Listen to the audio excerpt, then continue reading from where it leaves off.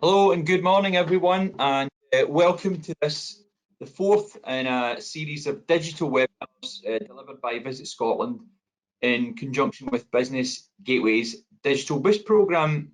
My name is Andrew Craig and I'm from Visit Scotland, and today I'm joined by Brian Tate, who's going to be presenting a session on analytics, using analytics to evaluate your digital platforms and get customers. Brian's from Elam. It's a company that is based in Paisley and specialises in analytics and optimisation. Just a quick reminder today that you're all in microphone, webcam off mode. A reminder that we always distribute a link to the slides, the PDF version of the slides at the end of the webinar, and we'll also be asking you for your feedback via a link that we'll send out immediately or within if it's not immediate, within the next 24 hours of the webinar taking place. We'll be asking for your feedback on today's session. If you have any queries about analytics, any aspect of analytics, please ask them via the questions tab that you'll see in your GoToWebinar control panel. There's a little questions tab. Any queries, please pass them on, and we'll spend, Brian and I will spend 10 to 15 minutes at the end discussing these questions. Just a reminder that today's session is due to go on until 1 p.m. So we've got a 90-minute session today. So without much further ado, there's one other thing I wanted to mention. That's that we are also offering, and Patrick, if you were on last week's session with Renee and Patrick, we are also offering the opportunity to participate, for your business to participate in a free Visit Scotland digital review with one of our industry relationship managers. These reviews assess elements of your digital output, including, was not limited to, social media, online bookings, your presence on search engines, making the most of your presence on search engines, especially Google, and your website performance as well. And Brian's going to touch on a bit of that today. It's a free digital review. What will happen is that once you leave today's session, once you finish on today's session, you'll see a little survey popping up on the screen, and it'll ask you whether or not you wish to participate in a Visit Scotland digital review. They are open to all tourism businesses, regardless of whether or not you're working with Visit Scotland or not. And as part of the digital review, you'll be asked to carry out some actions and to ensure that it's a worthwhile process. The Visit Scotland member of staff who will be going through the digital review with you will give you some actions that they expect you to take as part of the digital review process. So if you agree to participate in carrying out those actions, then you can say, yes, I'd like to have a digital review. And then before I hand over to Brian, just a quick screenshot of the Digital Boost homepage. A reminder that it's a programme that delivers a number of free services, including up to 21 hours of specialist one-to-one digital support, a number of workshops and webinars, online guides on 21 digital topics, and a further 9 video tutorials on digital topics as well. And that can all be found at bgateway.com/digitalboost. So without any further ado, and it's enough from me just now, I'll pass things over to Brian Tate, who is here representing Elam, and he's going to lead today's session. So Brian, over to you. Hi everybody, hope you're all well. Hope you can all see that screen. Yep, so my name's Brian. I'm going to walk you through today's session. As Andrew says, we've got 90 minutes. It's amazing how quickly 90 minutes passes by, so we'll try our best to get as much in there as we can in a way that hopefully still makes sense for everybody and doesn't over confuse the situation. So this is just a rough idea of what we're going to cover today. We could, in theory, talk for 3, 4, 5 hours about this stuff. The content, the topic is so wide, but we've sort of narrowed it down to some of the more common tools. So a little quick bit about why analytics is important. Analytics is quite often the elephant in the room. People know they should be doing it, but don't know where to start, or just don't want to because they're intimidated by it, or some other reason, which is fine. So hopefully give you a bit of a pep talk on why you should be doing it if you're not already doing it. We'll spend a little bit of time just looking at Facebook insights and Instagram insights. There are lots of reports in these tools, and again, given the time restriction, we can't go into all of them, but my hope is to work through these sections with some screenshots explaining what you can do, and then actually go live and show you in some live accounts. Obviously, we have to be careful in the live accounts what we show you because there's some customer information going in there, but we'll try and give you some data just to show where these metrics can be found and some of the things you might be able to do with it. We'll chat on the sort of second half. We're not stopping for a break, but in the latter half we'll chat about Google Analytics as well. So a little bit about setup and some of the reports in there. And I guess for me, the whole point of this, we've learned over the years delivering these sort of sessions on analytics that confidence is a big thing. You can go and learn it, but it's taking that first step to actually feeling confident enough to go and use it. And quite often that confidence comes from just knowing a little bit about what you could do with it. So that's the sort of hope for today, that you'll leave thinking, yeah, do you know what, I'm going to start using that a bit more. And at the end, there's just a few other tools, A/B testing, Search Console, a few bits just to chat about quickly. So that's what we're going to cover today. So let me just get started on the why analytics are important. I assume to some degree, what have we got, 30 people on? Some of you will be using analytics to some degree. I'm sure there's some people on who haven't touched it at all on any platform. We know that people don't jump in to go and look at it. There are multiple reasons. For example, they didn't know where to find the reports. Maybe they wanted to look at it, didn't know where they were. Some people just don't know what they're meant to be looking for when they're in there, and some people just think the interfaces in these tools are not very nice. And you'd be 100% right with that. They're built by techies. They've improved over the years, but they're still not wholly nice. So when it comes to data, ultimately what you're trying to find is patterns, trends, and information. If you stick Google Analytics on a website today, or if you post something on Facebook today, then by tonight you're probably not going to have learned a whole lot about what you've done. But if you post regularly on Facebook, or you keep that tracking on your website for weeks, months, then gradually a week down the line, a month down the line, 6 months down the line, you'll see trends in there. So spikes and drops at weekends, trends on different device types, trends on conversions, trends and types of posts that generally get more engagement than others.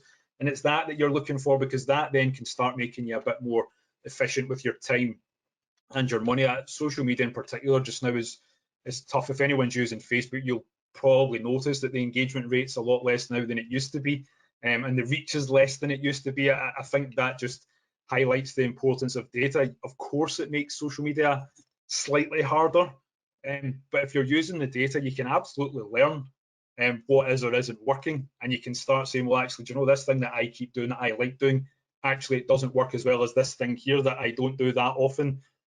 So I'm going to start doing this thing here that I don't do that often. I'm going to do it a little bit more just to test it and see if that metric is actually correct and it does actually drive more engagement. Analytics tells you an absolute ton of stuff. It unfortunately doesn't give you the holy grail of the answer and here's what to do next at the end of it. You have to make some interpretation of the data and plan out what you're going to do with the data, but it will tell you things like what traffic sources drive most traffic to the website, which ones generate the most conversions, whether that be downloads, video plays, form fills, bookings, whatever it may be.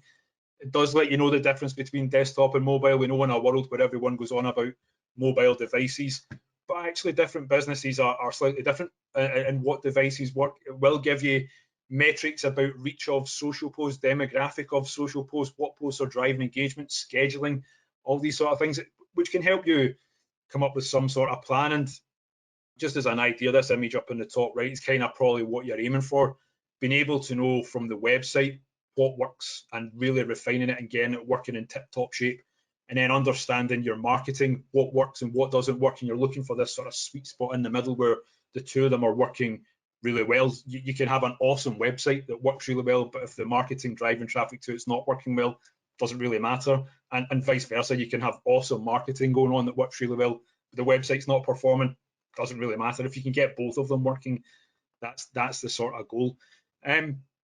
when you start going through these tools, if you've not used them, even if you are using them, you will find lots of stuff. Stuff's probably the best way to put it, because there's not really a beginning and an end to it. It's just something you should get into the process of continually doing, in the same way that you'll do your invoicing every month, the same way you'll do other things to do with planning and other parts of the business. Getting used to using analytics more often will help. We recommend you get a notepad and a pen and just start writing things down as you find them. So, I don't know, you spot one day that your conversion rate's much higher on desktop than on mobile. Who knew? Didn't know that. Get that written down, and all these sort of things, as you find them, write down. You don't know the answer right now, but when you get to that day where you think, I wish everything would perform a little bit better, you'll have built up a development list of hundreds of things that you can go and investigate a little bit more.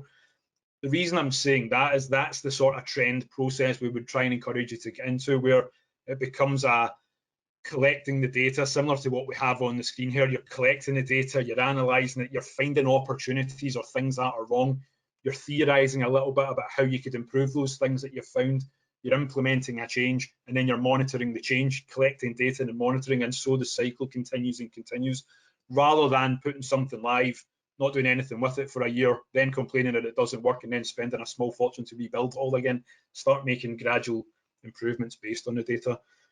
Changing call to action buttons, you know, things like this, changing the type of content that you put out on social media and testing it. It's absolutely a good way to go, and we've seen it work endless times over the years, and just helping clients with it. So we'd recommend that you start considering that.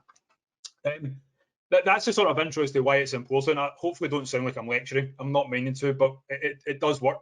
We've seen it work. We know it's like the elephant in the room. People don't really, for one reason or another, don't jump into it, but those that do, we do see them getting the benefit from doing it. So we're going to just start with Facebook. The plan is to do a couple of slides, go live and show you some examples, and then we'll move on to Instagram. We've got a couple of polls today. Andrew, are you okay to fire up the first one? So the first one, they're fairly simple polls. Just want to know if you use Facebook Insights to track how well Facebook performs for your business. So I'm sure that some people will, some people won't. Some people will say they do because they don't want to be the one that says they don't. All these sort of combinations. So we'll give you a couple of minutes to answer that, and then we'll move on. That's about roughly what we see usually, half and half. So there's half don't, and gosh, I sound like I'm probably not being very nice. I guess from some of the people that say they are using it, there will be some people not using it, or they're using it, but how should we say it? They're not in using it properly. So we'll walk you through some of the things you can do with it. So we kind of know over the years, and I'm saying we know, everyone uses it differently, but generally what we've found is that what people look at when they talk about insights on Facebook is that at the bottom, you post something on Facebook, and down at the bottom of your post, you see the reach and the engagement metrics. That's what they look at. They don't necessarily go into actual Facebook Insights to have a look. So therefore, they don't really know all the sort of information that you can get in there. So just to give you an idea, gives you information about demographics, ages, genders, locations of your followers and of the people who you reach and of the people who engage with the post. Some of those metrics are dependent on how often you're posting and how much data there is, so not everyone will have access to it. Gives you information about the posts that you put out there, so it gives you in a table format. We'll show you this live in a second, where it lists all your most recent posts, and it gives you the date, the time, the type of post, the reach, the engagement, and you can toggle those columns. So little things that people know that the general reach of Facebook is much reduced compared to what it used to be. And a lot of people think it's only their followers that ever see what they're posting. But there's a column in there that shows you actually there's quite a significant amount of people who aren't followers yet will be seeing your content. So it's about driving engagement. You can, of course, see general metrics about overall follower growth and likes, these sort of things on the page. But our sort of view with overall follows and likes is that, well, if you're putting good enough content out there consistently, then that number will naturally go up. Actually, not to be Mr. Negative, but that report starts to become good, because what you can look at is periods of time where your following went down the way. Does that relate to something that you've posted, and could you maybe just avoid posting those things again? So quite a lot of information you can get in here. For those that don't use it, I should probably take this line out. It's too late. It's in. You've seen it about not having an excuse. It's dead easy to access. So yeah, you'll have seen lots recently about Facebook removing Facebook Analytics. That's not the same as Facebook Insights. There was a separate tool called Facebook Analytics, but Facebook could make it a lot easier because there's Facebook Insights, which you can get to directly through your page. There's also Facebook Business Suite, which has analytics in it, which they're kind of trying to make the new thing. There's also Facebook Creator Studio, which has metrics in it. And Facebook Creator Studio and Business Suite also pull in things to do with Instagram. The whole thing's just a bit of a mess just now. So for today, we're looking at Facebook Page Insights. So to access it, it's dead easy. You ideally want to be doing this on a desktop. You can get some metrics on your phone, but it's never as good as being on the desktop. So go to your page. When you're on your page, you should see this Insights down the left-hand side. Click on it. That's true. You're in Facebook Insights. How much data you get will just depend on how often you're using the page, how many followers you have and whatnot. So we've got a few examples here just because there's different volumes of activity on them, just to show you some of these reports. So just going to talk about a couple of the key reports, just to give you an idea, and then we'll move on to look at Instagram. So the people report is probably a fairly obvious one to be using. I'm not sure how many people do use it or not, but you'll know sort of demographics of the people who travel to Scotland. You'll have demographics of people who use your business, whether you're in accommodation or attractions or tours or whatever part of the industry, events, these sort of things. You'll have your demographics of your business. So we already know from Facebook that actually one of the reasons that engagement perhaps isn't as high as people would want it to be is actually it's the wrong demographic either following the page or it's the wrong demographic that the posts are reaching. So maybe doing something to just address that. So there's a report in here all about posts where you can see the split of men, women, ages and locations that are following your page. So people will generally look at this first one, which is just about people who like the page. But if you've got enough use of Facebook, there's also data in there about people you've reached and people you've engaged. So if I just flip over and show you that live, Brian, I'm just going to jump in for a wee quick second. Somebody's asked a question which is probably worthwhile asking just now. Sure. So when you mention engagement, how is that defined? How would you define that? So engagement would be liking, sharing, commenting on a post, or you'll see in a second if people can click to open up the image within your post, that's classed as an engagement as well. So one of the reports, I'll show you in a second, will actually break down engagement on your post so you can see what all engagement actually was. And it can be everything from someone liking the page, liking the comment, liking the post, to just opening up an image to view it. So people clicking, I guess the simple way would be people clicking on something relating to the post would be the engagement. Hopefully that answers. I've got a slide in a second that will give you a way to break that down a little bit. So this is the people report. This would be the one that people look at, fans or follows, which is likes and follows. So you can see here for this account here, a breakdown of the demographics, the age, the gender, the split location. Good report to look at, because if we look at this one, we can see the majority are women 45 to 54 who follow the page.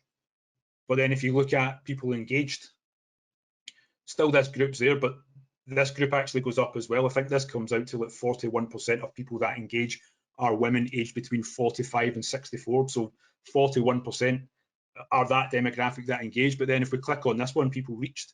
So how many people saw the post?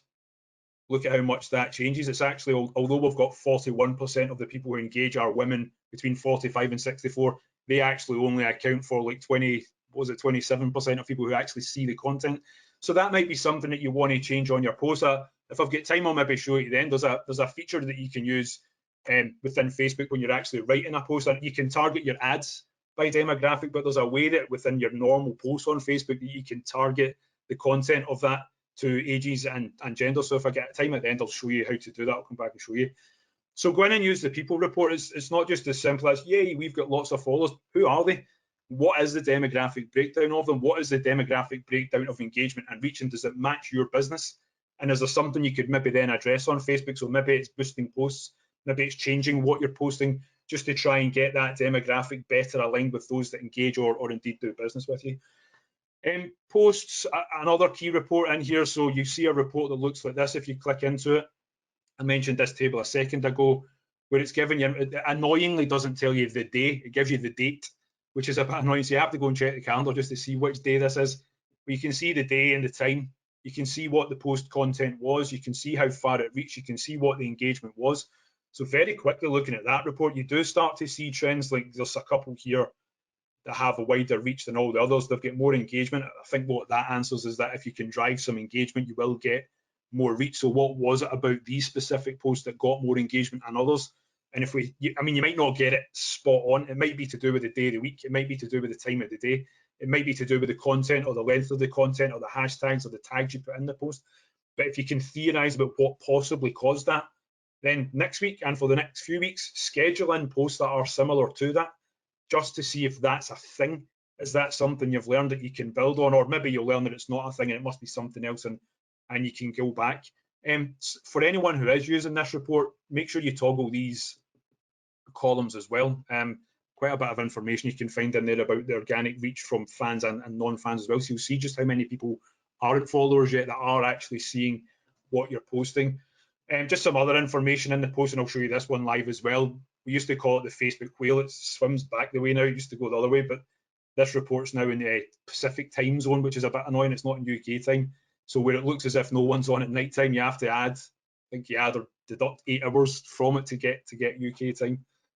So yeah, reports in here about generally what type of content works best when users are on during the day of the week, these sort of things. There's also a sneaky wee section in here where you can analyze what other people are doing, so you can follow other pages within Facebook Insights without them knowing that you're following them, so you get an idea of the engagement levels they have, all those sort of things, which is pretty good feature.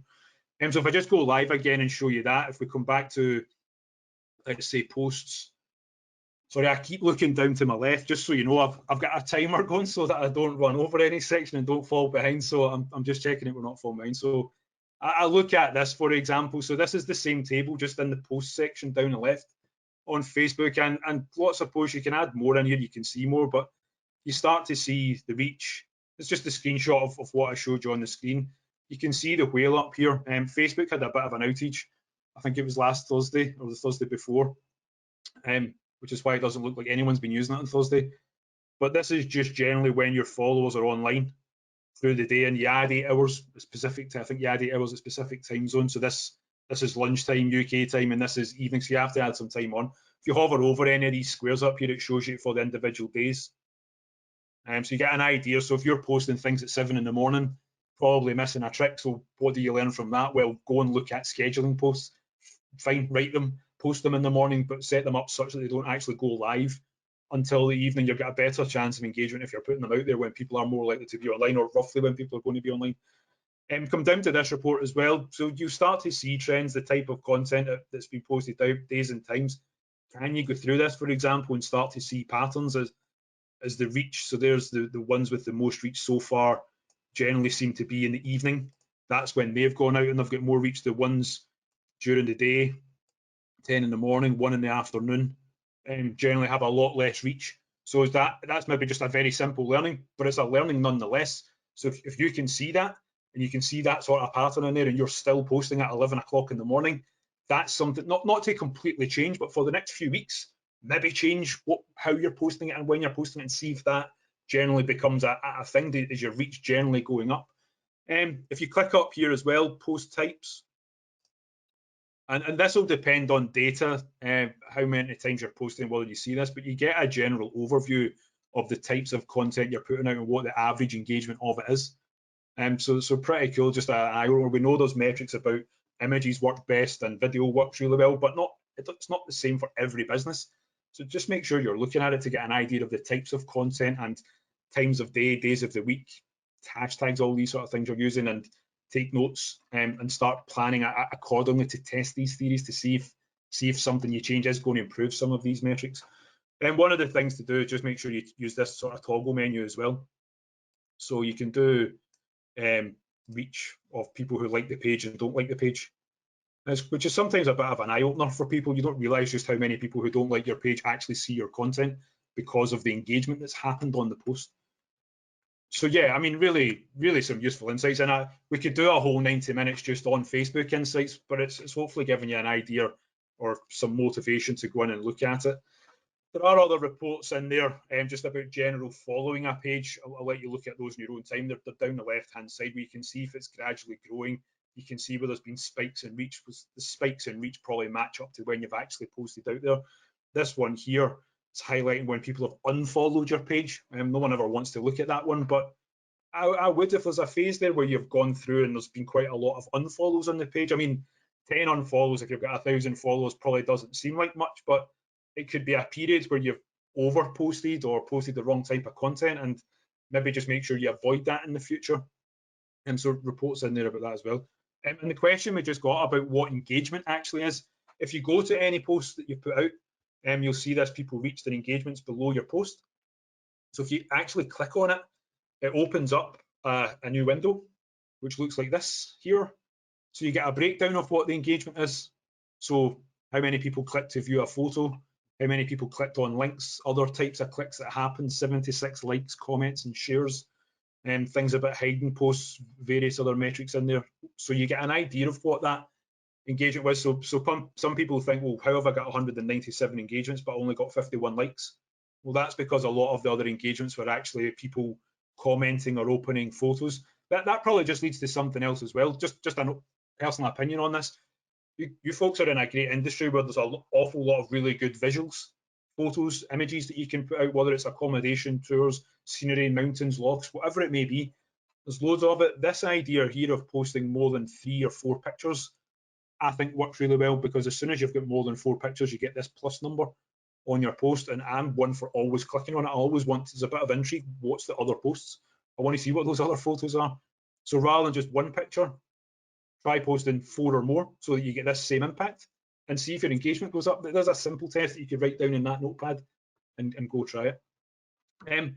Hopefully this is all making some sense. I know we're rushing through it, but we're just trying to cover Facebook, Instagram and analytics in the same session, but hopefully it's giving you some good insights. Other things that Facebook can track or report on, stories. If you're using the story feature in Facebook, it'll give you metrics on that. If you're putting videos on there, it has a separate report just all about videos and the plays and the interactions on it. Of course, if you're running boosted posts and ads, it gives you metrics about ads, how they're performing, the reach, the impressions, the click-through, the conversions, all these sort of things. If you're selling stuff online as well, if you happen to have a shop on Facebook and all set up, there's metrics in there about the products that people viewed, all these sort of things. So yeah, there's a ton of stuff. You probably just need to allocate time to, put that hat on and sit down and say, I'm going to just for a half hour a week or an hour a week, I'm going to just go and spend time. But see, when you do it, I mean, genuinely, when you do it, get a notepad and a pen and write things down when you find it. If you're like me, I could spend an hour looking at a client's Google Analytics account and find 20 things, but by the end of the hour, I'll only remember 4 of them. So I write them down. I've got 2 notepads on the floor beside me just now for the same exercise. So get the notepad and pen, write things down as you find them. It means you can come back and drill into them a little bit more. Hopefully that all makes sense. I know mics are off and stuff. I can't see the chat, but if there's any issues, ask the question. I'll try and answer it at the end. It's not a problem. Just conscious of time, so I'm going to go on and look at Instagram now. So same idea, we've got a poll who uses Instagram Insights to track how well it performs for your business. A simple yes or no. There's probably a bit more of a split here because there's possibly less people in general using Instagram compared to Facebook. But same question. Yeah, if you don't use Instagram, perhaps just click no. Yeah. Usually, and again, just I guess to put people's mind at ease, it's scared at saying no. Instagram's usually a wider split. There's usually, even if people are using Instagram, there's less people using Instagram Insights, and more often than not, it's just because they didn't know where it was. It's worth doing. This one's slightly different. When I do these live examples, we don't have a specific account that we're allowed to show you that's live, so I'm having to demo it with our own. We don't post on it as much as you folks probably will, but it's enough that I can show you through where to find some of the reports, some of the things you can get from it. I suspect so higher numbers 60% not using it. Yep. So that's fine. So hopefully this will help you. We'll do a quick run through of it and then we'll go on to the Google Analytics part. But that's fine. Thanks for answering. For those that have said no, don't worry. I mean, well, partly do worry because you should be using it. How harsh does that sound? But don't worry, because in our experience of helping clients with all this sort of stuff, the majority of people aren't using it yet, and it comes for a number of reasons. They didn't know where to access it. They didn't know you could. Some people don't even know there are insights behind Instagram, so why would you go looking for it if you didn't know it was there? And some people just not really sure how to use it. You'll find a theme going through this of how to use it. So things like looking at the days of the week, the demographics of the audience, the type of content you're putting out. 3 easy places to start adjusting your content and scheduling plan, just to try and answer that. So Instagram, I'm going to do a few slides here and then go live. The challenge we have with Instagram is that Instagram Insights is only available on the app, on the phone. You can use Facebook Business Suite in Creator Studio to access it, but I need to hook my phone up to the screen to get it to work. So I'm going to do that in a while just so we know it works properly. Okay, so Instagram gives you quite a few things, and apologies for some of the still images. Again, I can't show you some of the client information, so we're just using our own just now. But it'd be the same if you go and look at it for your own. So there's information in here about ages, genders, where people are in the world. Similar idea about times that they're on, not just the day of the week, but the time of the day that they're actually on as well. There's information in there about how many accounts you've reached, so how many people saw your post and the impressions that they got. They've also fairly recently tidied it up a little bit, so you now know that Instagram isn't just a picture post. There's reels, there's stories, there's Instagram TV, you can put video content on there, there's all that sort of type of post.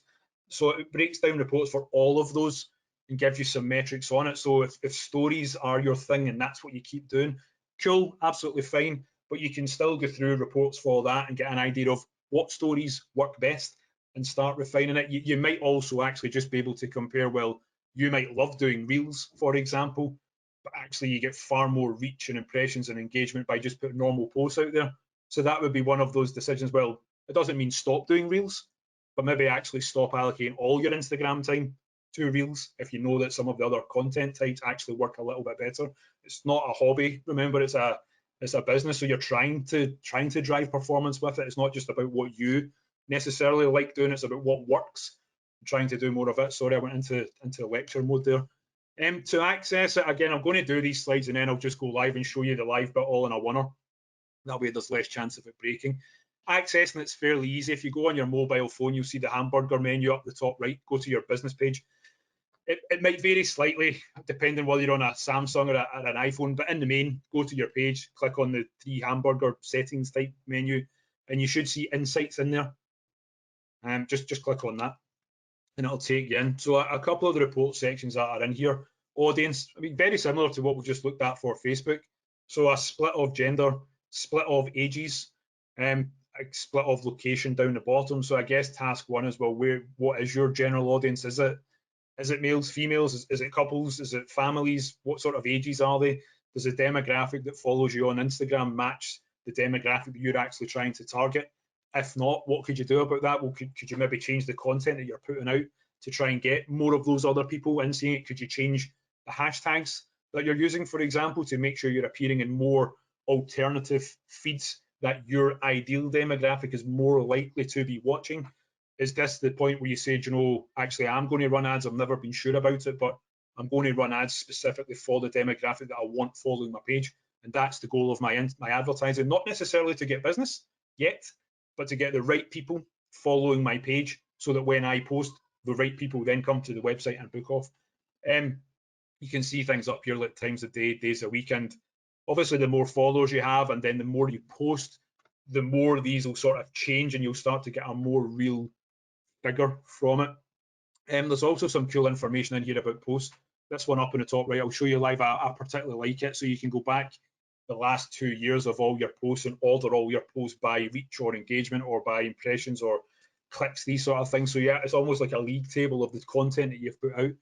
For us, a lot of it's when we post, sadly, for as much as we talk about analytics when it comes to Instagram, the posts that are more likely to be engaged with on ours are pictures of coffee cups, pictures of scenery, or pictures of the Darth Vader clock, which I'll show you in a second. I don't know why I keep mentioning this, but it's on there. But yeah, so some really cool reports in here you can go and look at, and then each individual post as well. People look at this under your individual post, it says view insights, and they'll click on it, and you see this here when you click on it down the bottom. What a lot of people don't realize is that you can actually swipe up on that. So this part down the bottom, you can swipe up on that and it gives you more information in there. So I'll show you this live, but one of the questions we get, and someone might ask it, I don't know, is, well, why should I use hashtags? Why are they important? I don't really get them. So this is just an example of one of the posts on our page that we put out. Just by swiping up in this report, we actually get a little bit of information about hashtags for this specific post. So it tells us we got 93 impressions. This post was seen 93 times, or it appeared in feeds 93 times. And then it tells us under here where it appeared. So 43 times it was seen in people's home feeds. So that's people that follow us will have seen that. 47 times down the bottom right here. 47 times it was seen because of the hashtags we had in the post. That's people following hashtags, not following us. It's because they follow that hashtag, our post appeared in front of them, so they saw it, which then encourages engagement and could encourage follow. So hashtags are really important, actually, really, really important, and you can measure them to some degree. Okay, so let me try going live, see if this works. I'm giggling and laughing because sometimes it goes wrong. I should also say I'm about to put my phone screen live on here. I've set it to do not disturb mode, but I can't guarantee that it will stop my mum messaging something inappropriate to me while we're on a video call. So stick with me, please. So let me drag this over, and you should all be able to see this appearing on the screen. It's like a live mobile phone, and I can show you it's live because that's actually what I'm looking at. So you can see this insights bar here. I've gone in, I've clicked the 3 bars up in the top right. I've then clicked on insights down here, and it takes me into here. Now, we haven't posted much on Instagram in the last sort of month, just for various reasons. We're a techie and having done all the analytics, LinkedIn works really well for us, so that's where we spend quite a bit of our time. But we do still have data in here, and you'll have a lot more because you're so much more visual in what you do.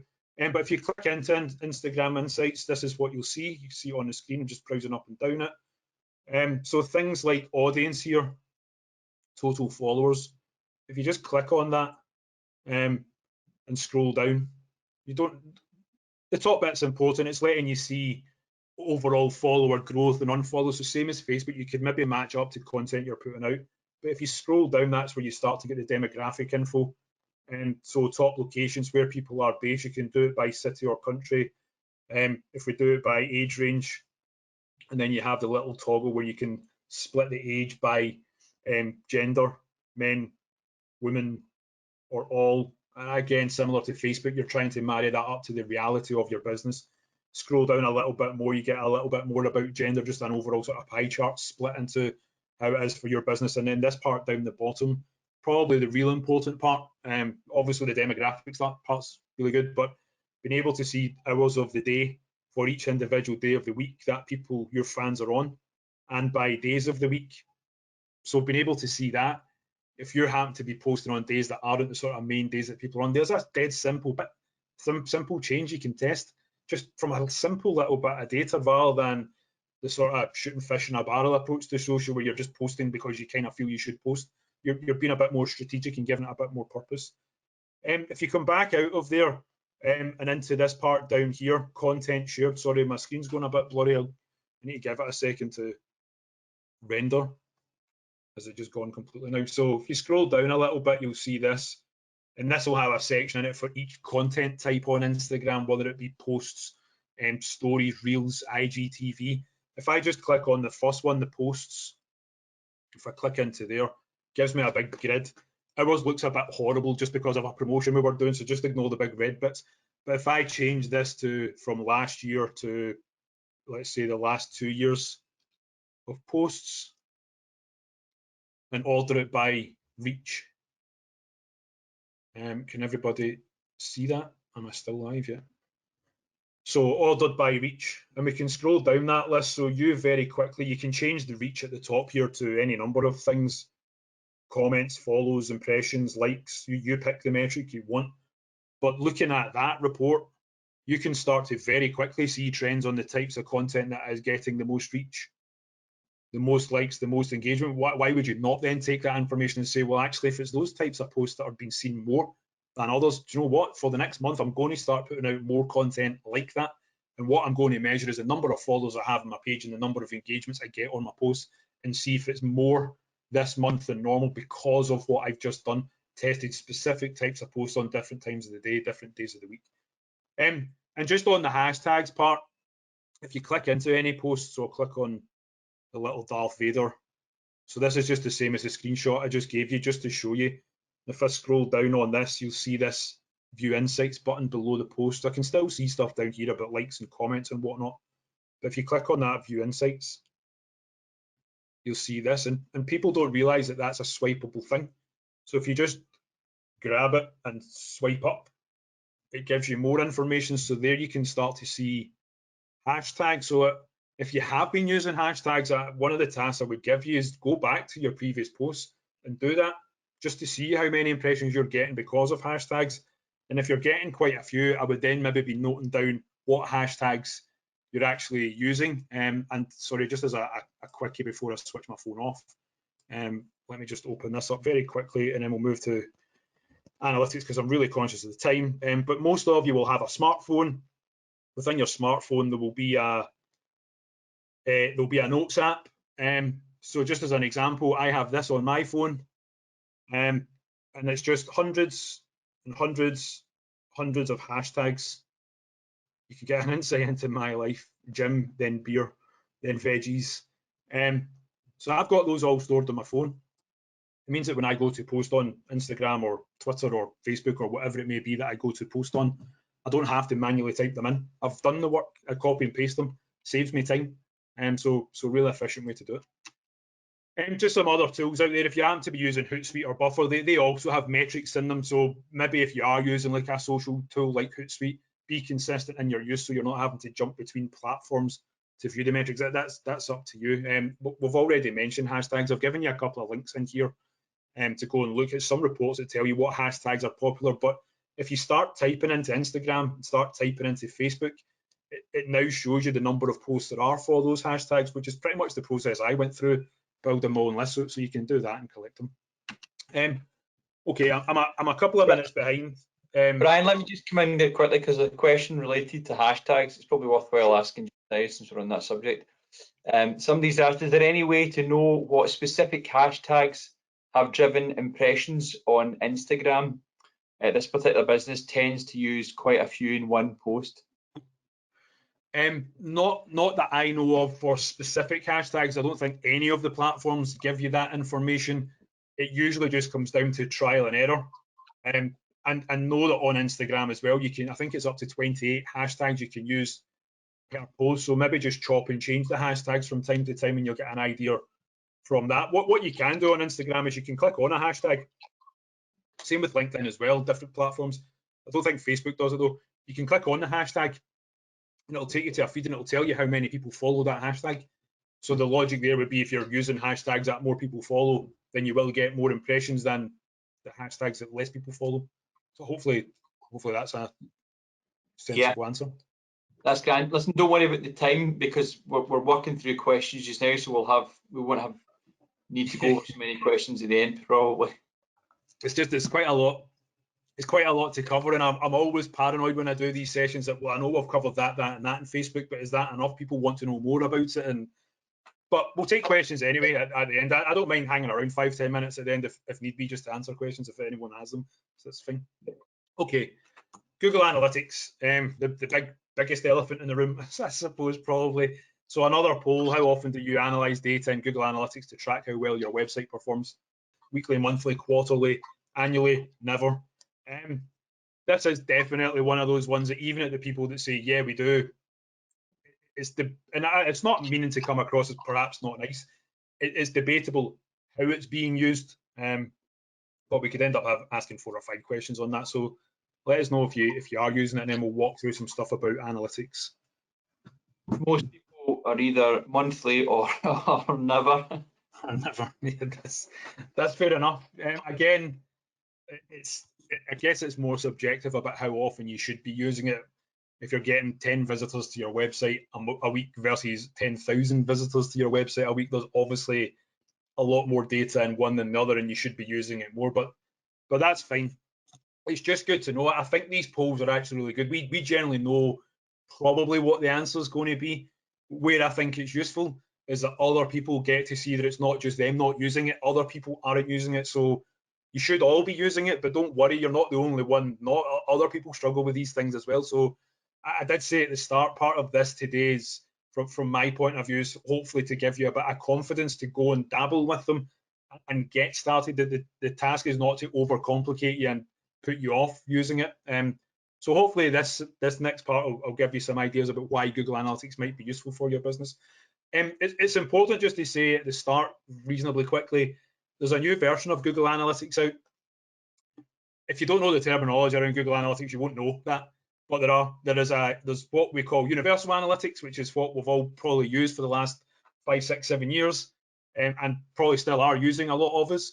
And there's Google Analytics 4 that was launched late last year. It's been launched for all the right reasons, because we change how we behave online, all these sort of things. They're just trying to improve it. Importantly, it's not just like a wee interface change, it's like a complete rebuilding of how analytics works. So it's a completely new, pretty much a completely new bit of software. The challenge with that is, while that's all really, really good, it's still very much in beta mode. They took the name beta off of it, but in all but name, it's still sort of in test mode, which means there's a lot of features missing from it that are in universal analytics. There's also problems like, particularly in your industry, where you use third-party booking systems. There's a lot of third-party booking systems just don't let you integrate with analytics at all yet. But even the ones that do, they probably haven't upgraded their system to use GA4, which is a totally different sort of platform. So our recommendation is stick with universal just now. I'll show you how to know the difference in a second. Stick with universal just now. If you happen to be completely new to analytics and you've opened it up in the last few months, you've probably been put onto GA4. So I'll show you how you can open up a universal version of it. The link that I've given at the bottom of this slide is a link to the Business Gateway website, but it's a great article on there about the whys and whats of GA4 and why you should sort of stick with universal just now. So today the content is about universal. So just to give you an idea, if you are using analytics already, if you log into it and you see this down the left-hand side, real-time audience acquisition, you're on universal analytics. That's what we use. That's what we tell our clients to use. If you log in and you see something that looks more like this down the right-hand side, you're on Google Analytics 4. So don't worry, we'll show you how to convert it back to universal. And just to give you an idea of how much it's changing just in beta, this screenshot here on the right is from last Thursday. We used it in a webinar on Wednesday last week. And as of yesterday, the bottom half of this menu no longer exists. They've moved it. So it is very new, and they are still changing it, but you recognize the top half. How Google Analytics works, just quickly before we go into the report section. It's fairly easy to set up. I mean, generally it is pretty easy to set up. I know it's the elephant in the room and it's techie, but it's not overly difficult.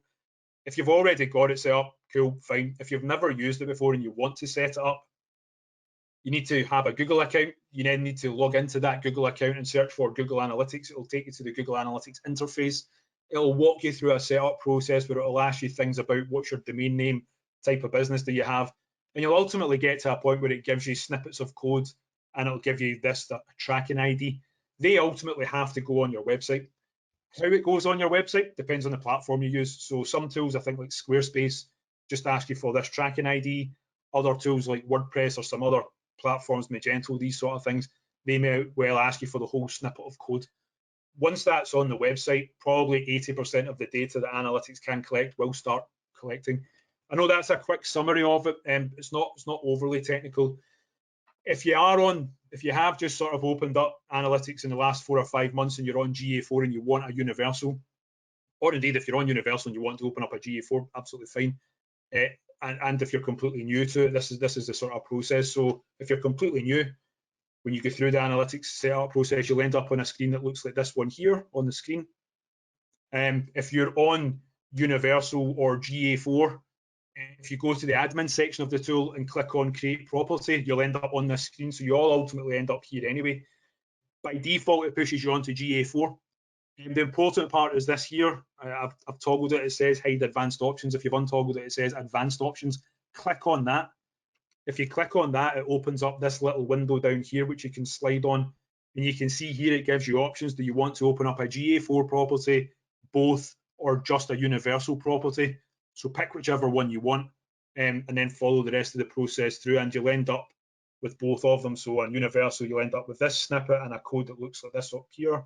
And if you use GA4, you'll end up with this snippet of code and this tracking ID. Those have to be on the website. Techie, sorry, I know it is, but it's just worth knowing there are 2 different versions, but it is possible to set up the alternative one. It's not an overly difficult thing to do. That's the sort of setup part. If there's any questions, I'll maybe answer those at the end, because I'm conscious some of you will already have this set up, and for those that have never done it, it's probably more technical sounding than I'm making it. So I'll maybe come back to it. So what I'm going to do now is run through some of the key reports within analytics, the universal analytics, the key sections, and then I'll go live and show you some of them live, and then we'll chat a little bit about conversions, then a little bit about other tools, and that's us done. So within Analytics Universal, there are sort of a handful of key reporting sections. There's lots of features which you need to learn to use over time, but to start with, it's the main sections that appear down the left-hand side. And they pretty much follow a flow of real time is what's happening right this second. Audience is all about who came to the website, so things like ages, genders, device types, whether they've been on the website before, what device type they're using, where they are in the world. Acquisition is all about how they got to the website, so whether it was through Google, paid ads, Facebook, these sort of things, specific campaigns, social media. Behavior is all about what they did once they got to the website, so what pages did they look at, what pages did they leave from, did they use like the search function that you might have on your website? It gives you some reports in there about site speed as well. And then the conversions is, I guess, the ultimate, what did they engage the way you wanted them to engage? So engagement, the conversions could be PDF downloads, form fills, bookings, transactions, clicks on add to cart buttons, these sort of things. Those are the sort of main sections, and this is what it looks like when you're in there. Just going to run through this a few slides quickly, and I'll show you some of them live. So the real-time report, I'll demo it very quickly live in a second. Google Analytics data typically updates every sort of 20 minutes, 20, 30 minutes. So if I visit your website just now, you're probably not going to know that for another 15, 20 minutes. Real-time section of it is instant, so you can see people on your website right now. Just depends when you would use that. We use it when we're making changes to tracking, code and whatnot, and testing things. We also do it just after sending mail shots or launching paid campaigns, and it can be a bit gimmicky, I suppose. If you spend 10 minutes, you'd actually probably kill an hour just staring at the numbers changing. Not everyone's going to stay on your website all day long, but just be aware that the report is there. But it is quite gimmicky. The audience section, again, lots of cool charts in here, where people are in the world, device types that they've used. There's some information in there about their interests. I guess that might come down to helping you target better on Facebook, these sort of tools. The device type is probably an interesting one because we know how important mobile is just now, but it doesn't mean it's the be-all and end-all of the internet. People still use desktop, and depending on what industry you're in, specifically within tourism, it might be that the better quality audience comes on desktop. So again, it's about prioritizing your time. So you might focus all of your time on mobile, but how does the website look on desktop, and vice versa? How does it look on mobile, and are you allocating enough time to both? Same things like advertising. If you're switching on advertising and not put any real targeting into it, you're probably pulling in mobile and desktop traffic. Well, if you already know one of those platforms converts better than the other, why not optimize those paid ads to only show to people on desktop or on mobile, or run them as two separate campaigns with different budgets and different calls to action? Some cool charts as well about where people are in the world, which I know just now, the situation we're in, staycations are the big thing. There's not going to be people coming from abroad, but you know, there might still be people on the website from abroad planning next week, and those people might be doing softer conversions, which we would say would be things like maybe downloading brochures, watching videos, clicking through to read reviews. So that's still pretty valuable information to me, but for the staycation part, knowing roughly where people are in the UK that are looking to come and use the services you offer, that could help you target specific ads and specific campaigns. The acquisition section, similar sort of view of it, but it's more about how they got there. So it talks about whether they came from Google, Facebook. It's the one that typically makes most sense to people, because you post something on Facebook, you see traffic coming from Facebook, everyone's a winner. But what it does let you see is, well, actually, do you know, might be traffic coming there from Pinterest, and we've never really used Pinterest before, and it's converted, and we know Pinterest is free. So actually, not to say don't use Facebook, but maybe actually we should allocate some more time to Pinterest, for example. Bing as a search engine is never going to pull the same volume of traffic as Google. Plenty of examples though where Bing has got better bounce rates and better conversion rates than Google. So it's not to say don't use Google, but maybe you could allocate some time to Bing just to get a little bit more from that. So you get conversion rates, these sort of things from the different marketing channels. Remember that sort of sweet spot we were talking about earlier on, and try and marry up the marketing that works well to a well-performing website. And importantly to say, the traffic sources that don't work well, it's not a case of saying don't use them. To me, it's more about drilling down into them and trying to figure out why they're not working well, to see if you can get them working well. It might be that you're posting on the wrong time of the day. It might be that you're pointing them to the wrong page of the website. It might not be either, but it might be. Notepad, get it written down and come back and drill into that a little bit more. That's you really starting to use data to improve. The behavior section, all about what people did when they got to the website. So what pages they landed on, what pages they looked at, how they flowed through the page. There are other reports in there about site speed. And for anyone who happens to have a search box on their website, I know a lot of people still do, you can track that within Google Analytics, so you can see what people have typed into that search box, the pages they were on when they typed it in, whether they left the website straight after typing it in. That's obviously invaluable for understanding what people call the services you have. The difference between what they call it and what you call it is sometimes quite frightening. Also really good for search engines. If you can see people coming to your website and searching for XYZ, maybe you should try ranking for XYZ in Google if they're searching for it on your website. There's a high chance they've probably already typed it into Google as well. So some keyword learning there from that report. So really good report. Probably one of the main ones in here would be the landing page, because anything you do marketing wise online, you choose the page you point people to, apart from organic search, but most others, you choose the page that you point people to. So straight away from that, you can start to see whether these pages are more likely to keep people on the website or not. So Notepad, write things down. The next time I post on Facebook, I'm going to try point people to that page rather than that page, just to see if it keeps more people on the website, and go from there. Hopefully all makes sense. I can hear myself going at 100 miles an hour. Let me just show you a couple of these live quickly, just on one of our test accounts. So this is Google Analytics Universal. If we click into something like audience, and you see reports in here about, let's do location, just as sometimes a good one for us. So this is a website that we have. It's all about pubs in Renfrewshire. Talking about pubs at lunchtime on a Wednesday. Who knew? It was originally built as a test website so we could try and break WordPress, because we're uber geeky. But it's live and people can use it. We don't update it too often, but it means the data is real that we're looking at now. It's real people using it, it's not us using it. So it's all about pubs in Renfrewshire is the point I'm trying to get to. So even this location report, we just sort of assume 90% of people on this website are going to be from Renfrewshire, aren't they? It's all about pubs in Renfrewshire. Why would that not be a logical thing to think? But you come into the location report, and we can see that so already 7.5% aren't even in the UK. So 92% are from the UK. If we click into the UK, and this is worth doing, particularly during this time of staycations, to see where people actually are that are visiting the website. It could lead to specific campaigns that you run. It might lead to specific landing pages. It might lead to making sure you give specific information. So if you see there's a lot of people from Newcastle, for example, looking at the website, and you happen to be based on Inverness, what about a landing page that explains how to get from Newcastle to Inverness? Because they're going to want to know that. They're going to be Googling that. That might be the sort of thing to test, just to see if it helps. So yeah, here we think 90% of traffic will come from Renfrewshire. Well, only 81 comes from Scotland. So we're wrong. If we click into city, you see it gets even worse for us, the way we look at it. Not worse, but I think the last time we tallied this up, I think it was like 22% of people came from Renfrewshire. If we tag on Glasgow, it brings it to about 48%, something like that. So half the traffic to this website comes from regions we don't actually class as relevant. That's a slightly different business model to yours, because you'll have people traveling from wider and further away. But that's a really important thing to go and look at. The amount of people that we've had nearly rebuilding websites because they think the website's not performing, when actually been able to see that it's people coming from regions that aren't actually top target. That's more a marketing issue rather than a website issue. So that comes back to targeting what you're putting on social media and organic search. So yeah, it's some good stuff in here. And we also have conversions set up, so we start to see what locations are more likely to trigger the various conversions on the website, whether it's downloads, video plays, these sort of things. So really good.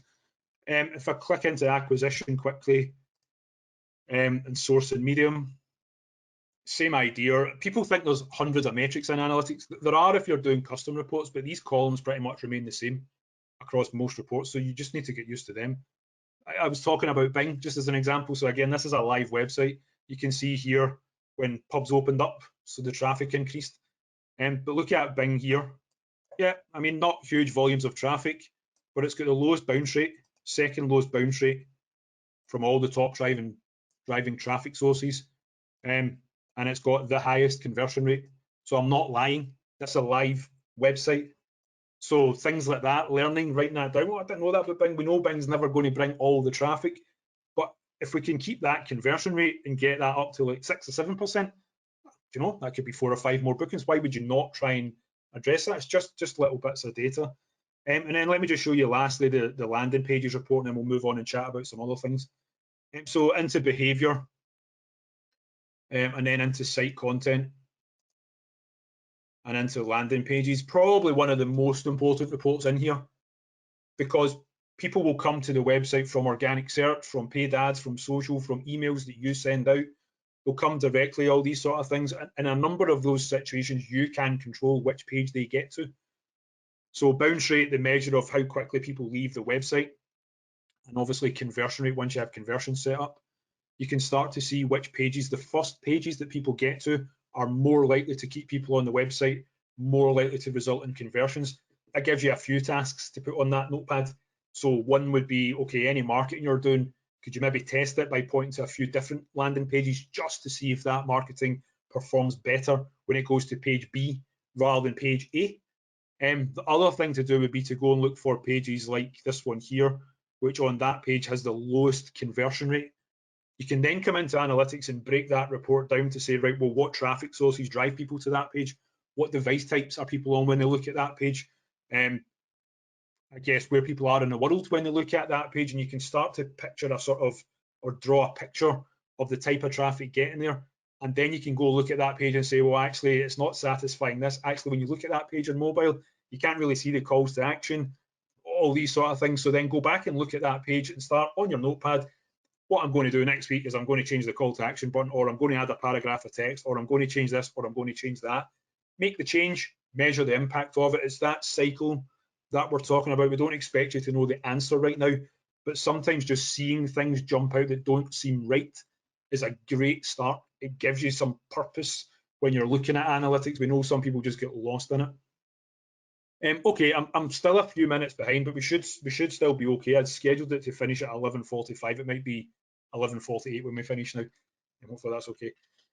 So conversions, I'm not going to lie here. Conversions are the harder part of analytics to set up, but they are also probably the most important part to set up.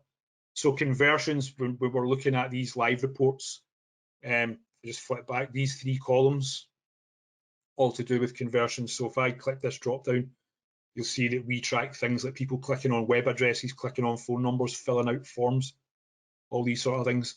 If your Google Analytics has zeros in here, you need to do work on conversions.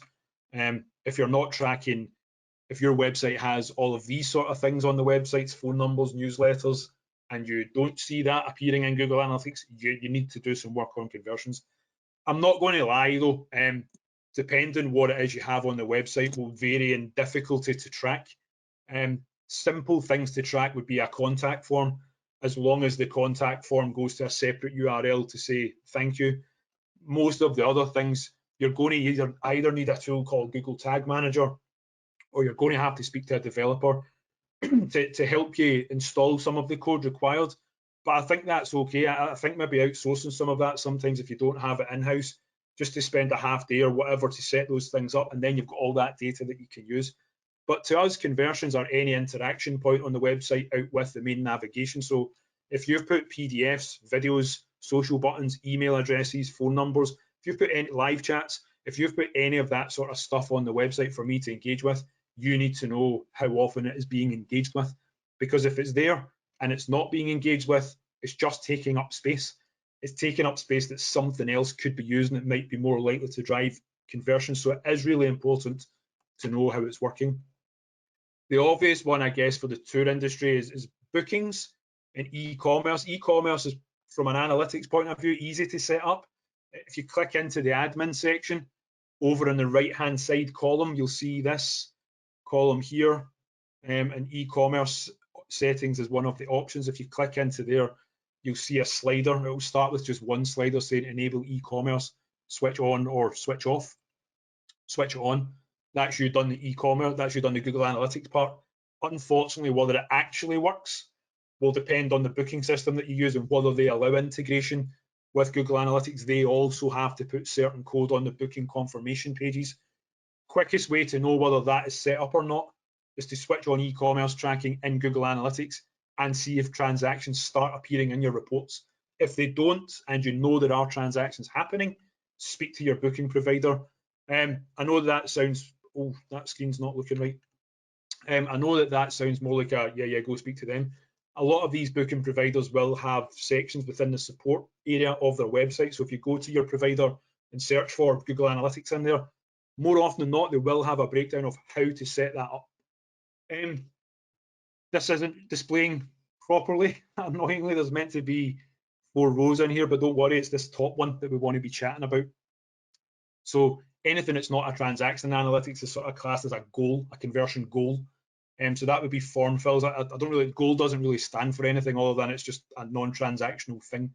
So this would be your PDF downloads, form fills, all these sort of things. That's just how it's classed. And when we were looking at our website, you could see the section was called goals. There's 4 different types. 2 of them you'll probably never use. One of them is a destination. One of the ones you will use will be destination.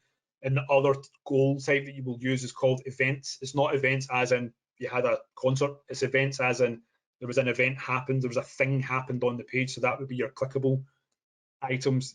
That one's a harder one to set up. You will need Tag Manager or a developer to help you with that. There ultimately needs to be code snippets on the website to track it. It is one of the benefits of Google Analytics 4, just so you know, where they automatically within Analytics 4 track things like PDF downloads and video interactions, but there's still so much missing from Analytics 4 that the benefit of getting that bit is sort of outweighed by the negatives of not having all the other stuff yet, but they are trying to make it easier. So if you are looking at tracking like a contact form, this does depend on the website setup and whether your website works like this or not. You may also have to set this up as an event. Easiest thing to do is go to the contact form on your website, take a note of the URL, and then fill out the form and submit it, and then check the URL again. So the URL might change to something like contact_thank you. If it does change to something like that, then this is an easy goal for you to set up. I fully appreciate that there will be a lot of you on where that is not the situation. In that case, you need a developer's help to do some of this, or you need Tag Manager or speak to your web designer to do it. It's not an overly difficult thing for them to do. If you do have that separate URL, take a note of it. Come into Google Analytics and into the admin section again. Over in that right-hand column, just above the e-commerce settings, you'll see goals. Click on there. It'll take you to a page that looks like this, where you have a big red button that says new goal. Click on there. If it's your first couple of times setting up goals, you'll probably see a big long list like this. It's all radio buttons, and I've deliberately built these slides so that when you're watching the video back, you can see all the steps in here. There is no hidden part when you go and do this live. If it's your first few goals, you'll probably see this top bit. Just ignore all of that stuff and just hit custom down the bottom. Once you've set up a few of them, you generally stop seeing this. So just hit select custom and hit continue. You're then asked to give the goal a name, so put in contact form or whatever you want to call it, inquiry form. And you'll see here the 4 different goal types: destination and event. The other 2 I'm not really going to cover because most often than not people aren't using them. I've not really seen a bona fide good quality use of them yet in all the years of using it. I'm sure people can argue if they have that, that's absolutely fine. So give it a name, select destination and hit continue. You'll be taken to a page that says destination equals. Just paste in the URL of your thank you page and hit save. Now, for those that already know about this and might put up the argument, well, I can view how many times that page is viewed using the pages report. Yes, you can, absolutely you can. You could do it that way. But if you want it to be classed as a conversion and appear in those 3 columns to the right-hand side on all reports, it has to be set up as a goal. So that's a sort of simple way of setting up a goal. Events, this one here, down the bottom of this screenshot, events is probably going to be the way you're going to set up most of the other things, so clicks on social, clicks on email. And once the events are actually set up, it's a fairly similar process here, but you'll probably need the help to get the events to fire in the first place. That's where the developer comes in, or Tag Manager or something like that comes in.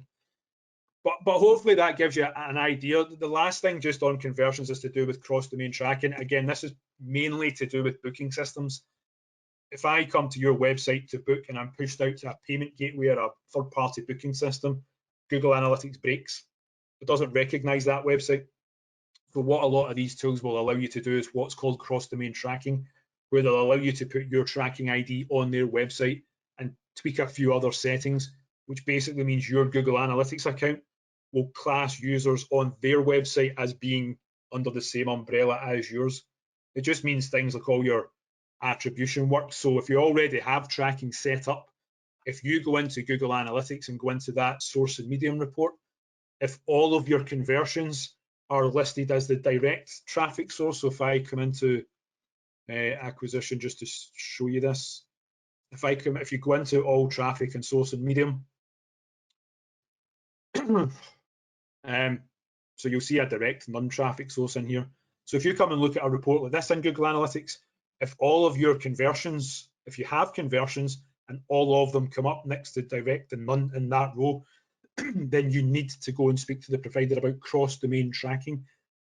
What that will do is it will start to split all those conversions out amongst the actual traffic source. Techie, yes, but it gives you something to write in the notepad specifically to go and do, as opposed to going into Google Analytics and just sort of not really being sure what to do. That's a specific task. And once you have your conversion set up, there's quite a lot of cool things you can do with it. Excuse me. This one in top particular is pretty good. It's like a multi-path report where you can see the different marketing channels people use to get to the website and whether they then converted. So things like paid ads, people sometimes complain that paid ads didn't lead to a sale. But actually, quite often what we'll see is that paid ads started the journey, then someone came back from organic search, then by an email, and then converted. So there's an argument to say that while paid ads wasn't the last thing people were on before they converted, if paid ads hadn't been running at all, that path would not have started and the conversion wouldn't have happened either. So it just lets you start to see how all these platforms work together and a few other sort of nice things you can do with it. Okay, hopefully everyone's okay. I'm due to finish now. I've got a couple of minutes and we're done, which is probably good because I think my voice is about to disappear, which is handy. So just a couple of other things to think about when it comes to analytics. Heat mapping, really cool. You get reports that look like this. It just lets you see visually where the mouse has hovered on a page, where people have scrolled up and down on a page. This is an example for someone we did work with. So this big, long, horrible bit at the right-hand side is their full length of page, really long page. And from heat mapping, what we found very quickly is that half the people didn't even make it a third of the way down the page, which means there's all this content not really being looked at. So all that content's then contributing to site load speeds, all these sort of things. So it starts to make you wonder, well, should there be sub-navigation in there? Should we change the call to actions? Maybe the headline's the problem. Maybe we should lead by the headline of the page and not where we've had reviews. So, not saying one's right or wrong, but it gives you things to test. We personally use one called Hotjar. We're not affiliated to it. You pick whatever one you want. Hotjar has a free version though. It gives you a free trial. It makes you put in a credit card. But when you get to the end of the trial, you can downgrade to the free version. So that's what a lot of our clients use, because it lets you run 2 or 3 heat maps at a time. So really, really good way to go looking at it. Other things that people generally don't do, which you probably should, just ask your customers. You get things like Google Docs, Google Forms, SurveyMonkey. Microsoft has its own one. There's tools out there to do it. You could build it through a plugin on the website or get your developer to build a specific questionnaire page on the website. Come up with questions and ask your customers. So things like, how easy were you able to find what you were looking for in our website? Discuss, and just maybe some open-ended questions to get their feedback. Just be aware that when you do ask questions, you will get answers, and it might not be the answers that you wanted, but put your objective hat on while you're reading it. Don't take offense if people say anything that you don't agree with. They might be one of a lot of people who experience the same thing that just haven't told you yet. Take it as a genuine thing, go and explore it, and it might be that your naming convention was wrong on navigation. It might be that, well, we mentioned there, how did I get from Newcastle to Inverness? It might be that we wanted information about that, or, you know, various different things. So just ask the question. Search Console, for those that don't use it, we know people want to rank higher in Google and people want to be writing content on blogs, all these sort of things. There's a tool called Search Console that's completely free to use. If you plug it onto your website, it's by Google. It will give you reports on the top 1,000 keywords that your website appears for, which pages appear for that search term, how often you appear on average, what position you appear, how many clicks there are. And you very start to see, as this one, all the different things people could be typing into Google to go and do stuff. So family activities Edinburgh, family days out Edinburgh, family things to do in Edinburgh. That's activities, days out, and things to do. It's 3 ways of ultimately searching for the same thing, but it's 3 different ways of saying it. So Search Console will let you see that sort of thing, which means you can then go back and look at the content on your website and tweak headlines, tweak paragraphs, maybe reconsider your next social post, test one that talks about activities, test one that talks about days out, test one that talks about things to do, see which one gets the most engagement. So brilliant information in there. There's also techie stuff in there about broken pages and sitemaps, these sort of things that you can then use to fix a lot of things. And then lastly, just to keep the techie one till the end, A/B testing. We'd recommend everyone go and try this. Google has a tool that lets you try this free, and we use it with clients again, just because don't want clients to pay a lot of money for an expensive tool and then not use it. A/B testing is sort of taking your idea of theorizing. What if we change the headline to look like this rather than this? And rather than just changing it, you put 2 versions of the page live, so the original and the new one. Half your visitors see one, half see the other, and you get statistical outcomes as to which one worked best. So that's just a couple of screenshots there of A/B tests we've ran recently. This first one is just changing an add to cart button from saying buy now to add to basket. We just changed the wording in the button, and you can see the variation, the one with the 1 next to it. That's the add to basket version, and the 0 is the buy now version. And you can see that conversion rates, add to cart conversion rates are up just by changing wording on a button. Who knew? Something that simple. Doesn't have to be a £10,000-15,000 website rebuild. This bottom one was restructuring a homepage, having learned what makes the customer tick, changing the homepage of a hotel to have a key message at the top, to have visuals on the page about the rooms, to have some reviews in there, and a 2-column section of bullet points about the key features. And then you get statistical outcome that the variation that we were testing had a 93% chance of outperforming the original. That's you testing it rather than just changing it. That's a free tool. It's amazing. Sorry, getting geeky. And that is us. There's a couple of admin slides. We've got a summary in here just as a, I don't know, take it as a lecture. More, not a lecture. That's a silly way to say it. More inspiration to make sure you're doing it. Ultimately, if you're not using data, you're just making an assumption, and you might be right, but you might be wrong. So being able to know what's working is the key. And then a couple of admin slides. Andrew, do you want these ones to take over these ones? Yeah, just about the session. Thank you so much. Before we come to a few questions, I'd like to take this opportunity to say thanks so much for going through what you've just done on analytics. So much useful stuff. Especially, I thought the little section at the end there about Search Console. So much useful data that you can get from Search Console, and if you're a business, I think you're able to link Search Console. You're able to connect Search Console to your Google Analytics account too. It's definitely something that it's really underused, to be honest. And you can connect it to Google Analytics. And actually, if you already have analytics set up, setting up Search Console is dead easy. And the data that you get in it is phenomenal. It can help you. Obviously, it can help with organic search, but it helps with navigation menus and just generally learning about content. It's a phenomenal tool. Indeed.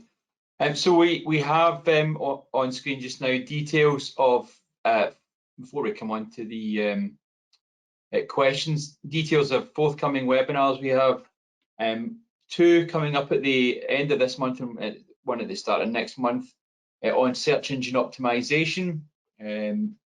Those are being taken by Gary Ennis from NS Design.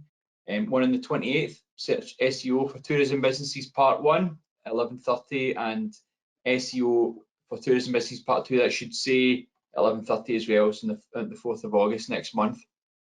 So those 2 are coming up next month, at the end of this month, sorry, and the start of next month. And then finally, as I was mentioning earlier on, you can give your feedback on today's session at businessgatewayfeedback.com, and today's code is 11FF0. So if you want to give any feedback in today's session, that's the code for today. And then there's the handout if you want to take a note of that just now. You'll also be sent an email, as I say, over the next 24 hours with details and a link to the handout from today's session.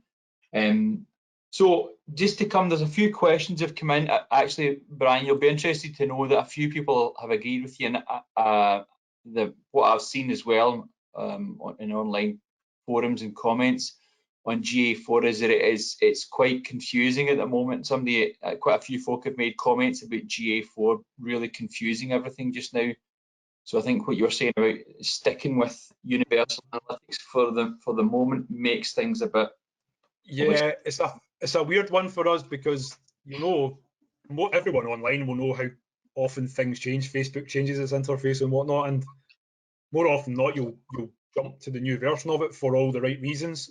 So it's a tough one for us because we kind of want to tell people to use GA4, but it's so different. It's so different on how. So things like bounce rate, everyone will, or some people will know what bounce rate is, and that's been one of the mainstay metrics of Google Analytics for 5, 6, 7 years. So just so you know, bounce rate does not exist in GA4. It's gone. They've taken it out. It's now engagement, isn't it? It's engagement.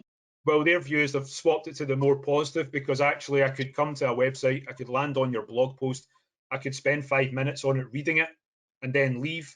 So in GA4, they'll class that as an engagement because you've scrolled up and down, whereas the original Google Analytics, unless you've put specific tracking in, that would still have been classed as a bounce. So you can see why they're doing it, and it's the same with conversions. So goals don't exist in GA4 either. But there's also other more simple things, like there's not yet a way, you've just mentioned hooking up Search Console to Google Analytics. There's not actually a way to do that yet in GA4. And there's not an easy way to hook up Google Ads to it either yet. So there's, yeah, it's nice. And what we'll say to clients, if you've got the option, have both of them. Collecting data, have two of them on your website at the same time.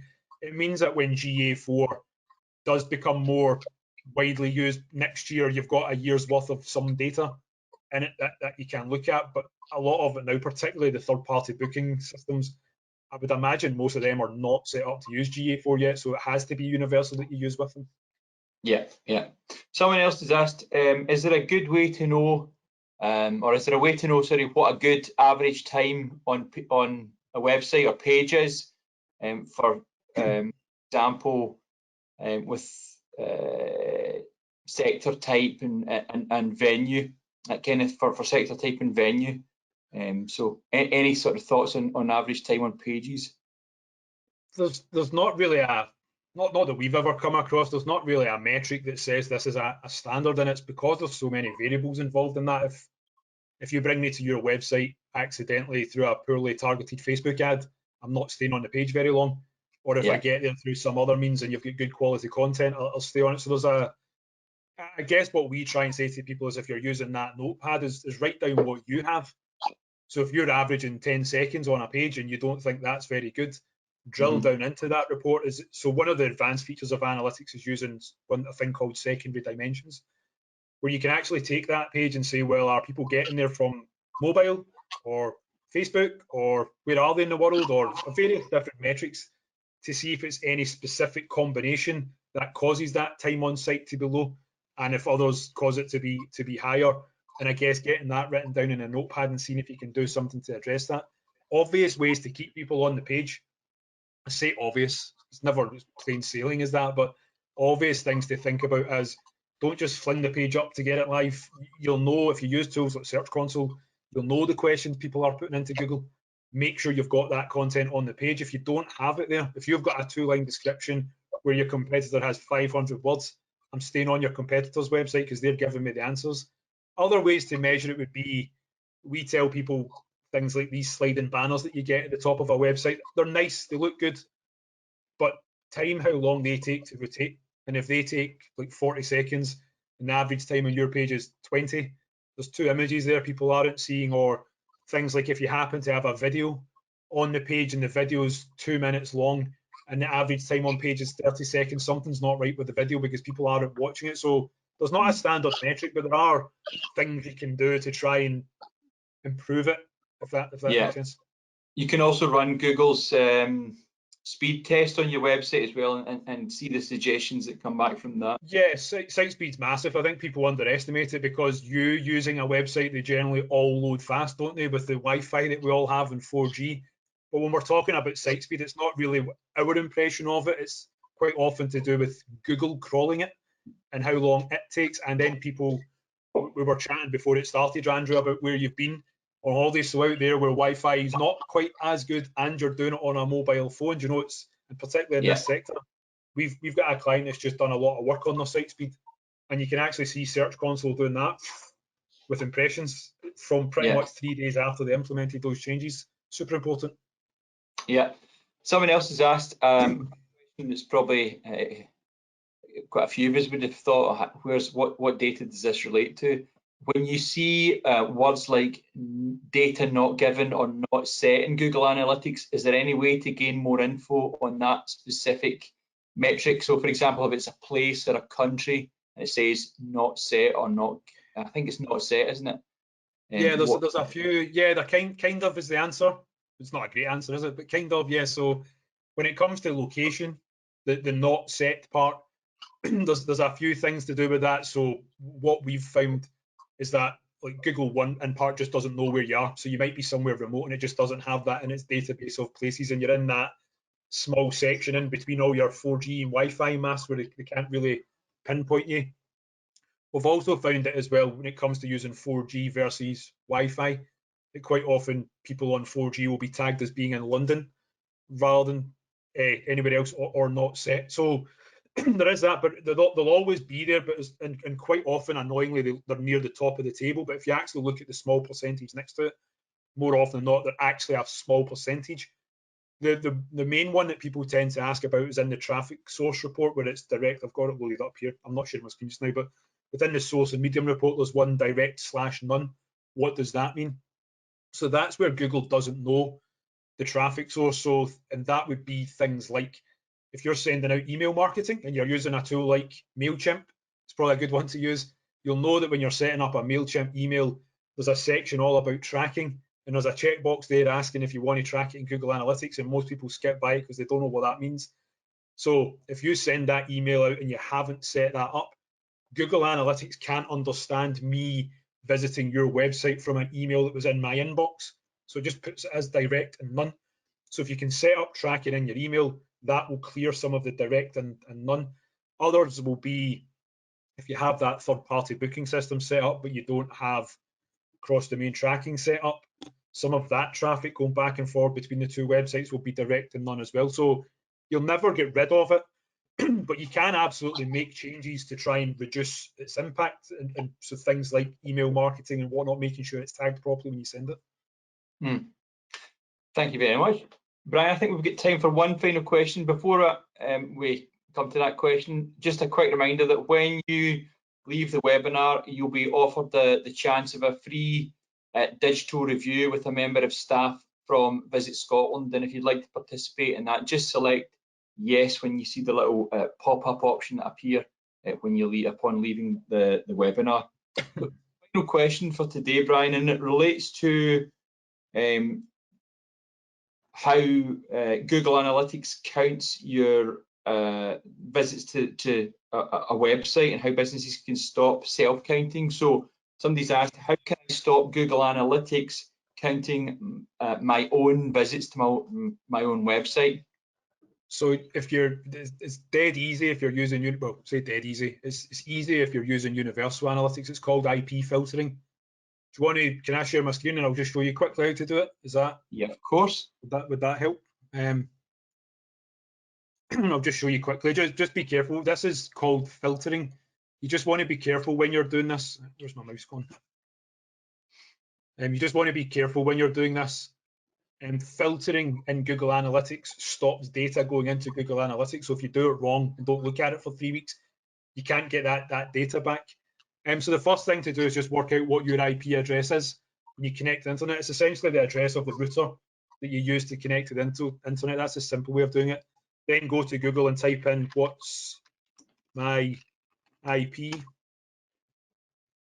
So we've got what's called IPv6. You'll normally see it as something like 123.456.12.4, something like that. So if you put that in, that'll be your IP address. So you could do this in the office or at home, wherever you work the most. Take a note of that. If you come back into Analytics, click on Admin down the left-hand side. So you should all be able to see me doing this. Over on the right-hand side, you'll see Filters. So click on there. and you'll get an option to add a new filter. So if you click on it, give it a name, test IP, and there's a few drop downs here. They kind of just make sense if you start clicking them. So select filter type. We want to exclude traffic from the IP addresses that are equal to, and then all you would do is copy that IP address, paste it in there, and hit save. So that would be where the real-time report works. So go and visit your website, look at the real-time report and see if it recognizes you doing it, then add the filter, and then go back and look at your website and see if it still recognizes you doing it or not. Also, once you've done it, make sure you come back tomorrow and just check your traffic, because if the filter's basically saying don't track you, if you accidentally put include rather than exclude, then all you'll be tracking is you, and you can't get all that data back again. So that would be how you do it. Obviously, some things like attractions, hotels might be slightly different, because you might be in the premises using Wi-Fi, and your customers might also be using their Wi-Fi, looking up your website while there as well. So if you do this, it has an issue. That's why you go to a lot of places now and they have a public Wi-Fi and a company Wi-Fi. They use the company and they filter that IP. So hopefully that answers that one. It does indeed. Thank you so much. I think that's us run out of time for today. Brian, thanks again for joining us. I hope you found a lot of what we've been discussing today beneficial, and you've got food for thought around analytics. Take care, everyone, and goodbye. Thank you. Bye-bye. Bye.